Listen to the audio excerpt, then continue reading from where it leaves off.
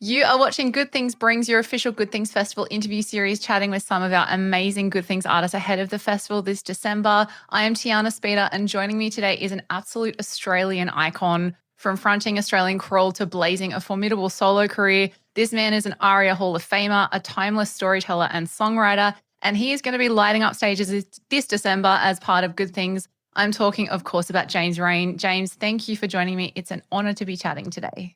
That's very kind, Tiana, and lovely to speak to you as well. Well, as someone who has toured extensively for decades, you are no stranger to life on the road or performing at festivals, and you're also renowned for delighting Aussie audiences in capital cities, but also off the beaten track throughout your career as well. But with so many shows and tours and parts of the world under your belt, is it just an entirely well-oiled machine at this point when it comes to performing? Like, don't overthink it, step up on stage and away we go?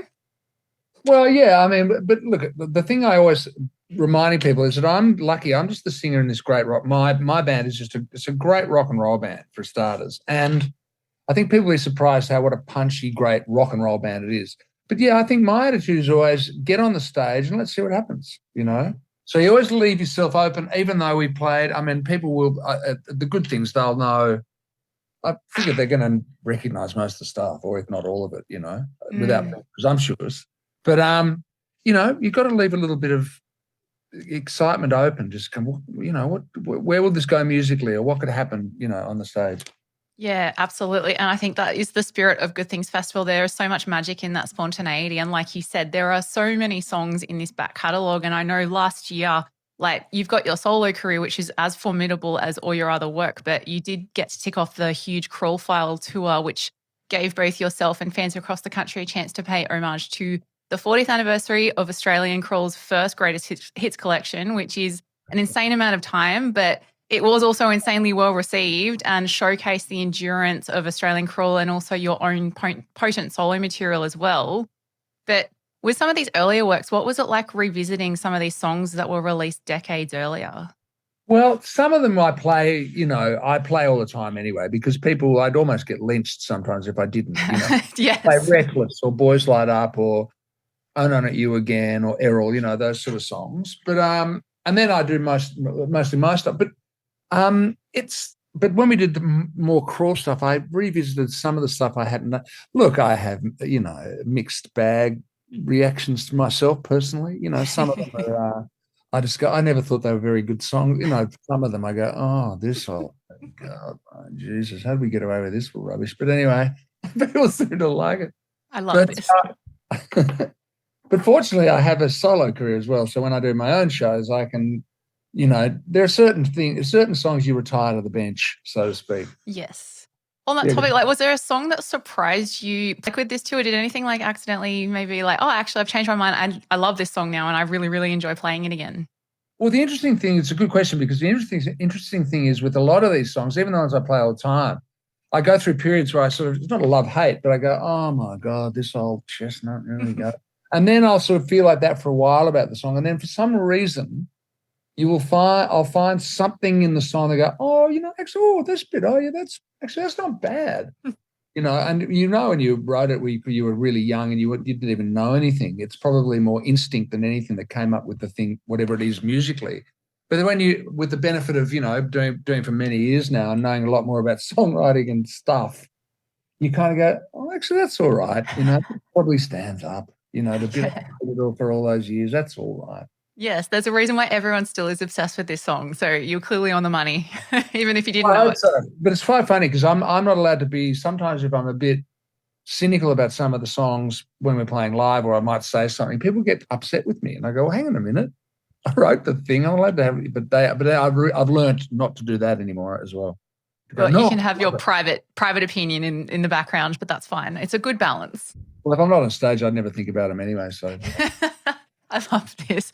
Well, like, you spoke about a lot of these songs. Like, obviously, there are so many iconic songs that have just become ingrained in the DNA of Australian music. And the crowd reaction at these shows, like even recently, has reflected how much this music means, regardless of how much time has passed in between. You spoke about being younger and this songwriting aspect. When you were writing, like, The Boys Light Up, Reckless or something like that, like, was it just an organic thing? Like, did you have any inkling that there was something extra special going on making this material? Not at all. I mean, it's interesting you mentioned those two songs. The thing that's common to those two songs is they both basically fell out. Like they came straight out. There was no real thinking about it. Boys Light Up, I wrote on piano because I can only play like sort of 2 chords virtually. That's why it's just, or 3 chords. That's why it's got 3 dumb old chords in it. That's why the best chords. Because that's all I could do. The harmonica part in it is like that because that's all I could play. And Reckless came out almost just came out so quickly, and to the point where I always didn't think it was any good. So I didn't play it to anybody for ages, and it was only when we were recording something. I'd made a demo of it with a friend of mine, but we were recording, I forget what record it was, and it was one of those things towards the end. I think whoever was producing it said, "Look, has anyone got anything else?" And I said, "I've got this thing," And I sort of played a very basic version of it on the acoustic guitar, and I think the band, I have to give credit to the band at the time going, "We should record that." I went, "Really? Okay." Because it was always one of those songs I thought it was kind of dumb lyrically or it didn't make sense. And I thought, well, one day I'll sit down and I'll change the lyrics and fix it up. But I'm so lazy I never did it. So I never really thought it was that good, to be honest. So I'd never had a sense of it being anything. Same with Boys Like Up. I just thought I was just taking the piss, really. Well, taking the piss has translated into an amazing legacy that hasn't even really scratched the surface. Like, you're still going, you're still performing, you're still releasing music. Like, I know back in 2020 you released, I believe it was your 12th solo album, like with Toontown Lullaby. So there's clearly so much in the tank, and we are so, so excited to even, know that we get to have you at Good Things Festival. And speaking of festivals, it will not be your first festival moment by any means, but looking back at some of your experiences to date, like, what's a festival moment, whether on stage or off, that instantly springs to mind that may or may not make the memoirs one day? Festival moments. It can be good, bad, or other. It doesn't have to be all rosy. So many of them and so many different ones. I mean, I've been doing this long. I remember festivals like Narara, which was in the early 80s. They did 2 years of the Narara Festival. I think it was 82 and 83 or 83, 84 or something like that. But I remember doing festivals before that. I mean, being on the bill with bands that now, people speak of in hushed tones. A lot of them are reforming, but, doing lots of shows with, Cold Chisel and Midnight Oil and all these bands when they're not that they're not at their peak now, but you know what I mean? When they were, and everyone was about 23. Wow. And, it was fairly heady time. I think, I'm trying to think of an onstage moment. I don't know. I think we played one thing where you walk out, like some festival, there's 100,000 people. I remember doing something in my music bowl, I forget what it was. And you walk out and you're very young. We're kids, And I look at 22 now or 23 and think, well, that's just young from my perspective. But when you're that age and you walk out and there are 100,000 people go yell, that's an extraordinary kind of feeling. And you hear about it, but until you do it, you go, wow, that there's a real energy in that. It almost lifts you up. Yeah. Things like that, to have been able to be lucky enough to have that sort of experience, little things like that I remember. Would you say, was that a pinch me moment? Like, were you able to actually take in the scale of what was happening, or was it a bit surreal? Like, because that kind of numbers just blows my mind. I cannot even fathom having that many people facing me. Well, I think it was one of those things where, look, it might have been 80,000. I mean, it was certainly a lot of people. And there have been lots of festivals you go out and there are lots of people, and a lot of these, many of the bands on this Good Things lineup will have played in front of those kind of crowds, if not bigger, No, I think it's one of those, you can never get cynical about that. I don't think anyone can go out and go, oh yeah, ho hum. Oh, stop yelling my name. Come on. Yeah, stop singing along to my songs that I've written forever ago and you still love. How dare you? No, stop, girl, stop screaming at me. Would you mind?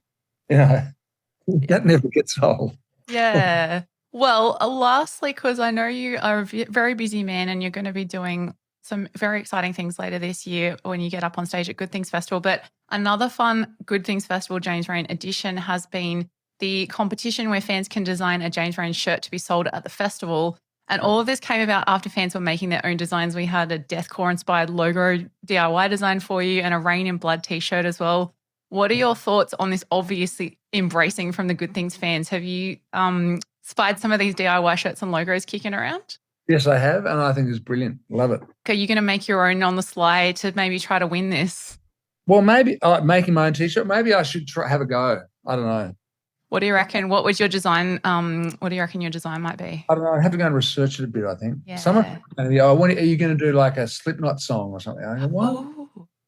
Are you going to? I said, well, I don't know, because you're running a fine line there, because sometimes some people go, that's a great idea. Other people go, that's what a wanker and that's sacrilege. And other people will go, I didn't want to hear, I only want to hear what I expect to come out of that guy's mouth, coming out of that guy's mouth. So it's one of those things I'm a bit ambivalent about whether I do that or not, you know. You've got some time to decide at least. You don't have to have it set in stone straight away. And like, you could be a way to catch people out too. Like, just leap into a Slipknot cover and see, like, just see how long it takes for people to pick up and see what's going on. That's right. And do it like it's one of my songs. And they're going, hang on a minute. Yeah, I don't remember this album. I have to go back. Right, Slipknot lights up. That's right. I love this. Well, James Reyne times Slipknot. Let's see what happens. But most importantly, we absolutely are so thrilled that you are on this amazing lineup this year. We cannot wait to catch you live in action this December for Good Things Festival, and we will see you then. Thank you very much, Tiana. Good on you. Thank you.